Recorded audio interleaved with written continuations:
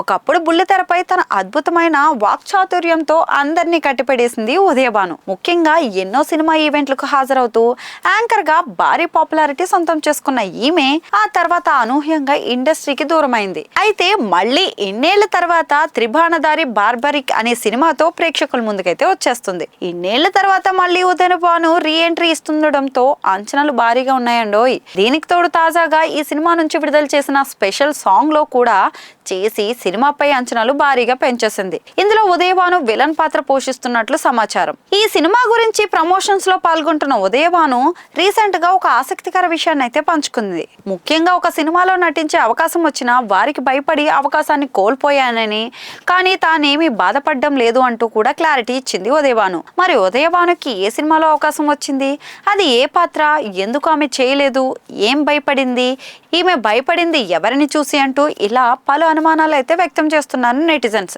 మరి అసలు విషయం ఏమిటో ఇప్పుడు చూద్దాం. ఉదయభాను యాంకర్ గానే కాకుండా అప్పట్లో స్పెషల్ పాటలకు కేర్ ఆఫ్ అడ్రస్ గా నిలిచింది. ముఖ్యంగా రానా హీరోగా నటించిన లీడర్, నాగబాబు నటించిన ఆపద మొక్కలవాడు, అల్లు అర్జున్ నటించిన జూలై తదితర చిత్రాల్లో స్పెషల్ సాంగ్ చేసి ఆకట్టుకుంది.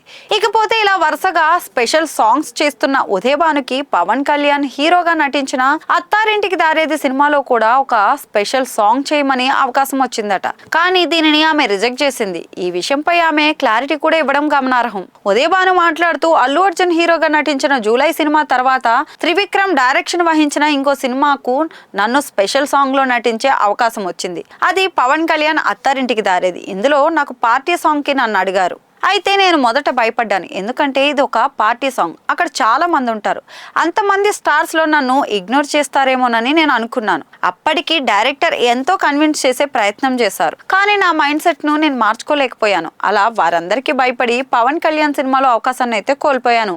అయితే ఆ సాంగ్ చేయనందుకు నేనేం బాధపడలేదు అంటూ కూడా క్లారిటీ ఇచ్చింది ఉదయభాను. ప్రెజెంట్ ఉదయభాను చేసిన ఈ కామెంట్స్ సోషల్ మీడియాలో వైరల్ అయిపోతున్నాయి.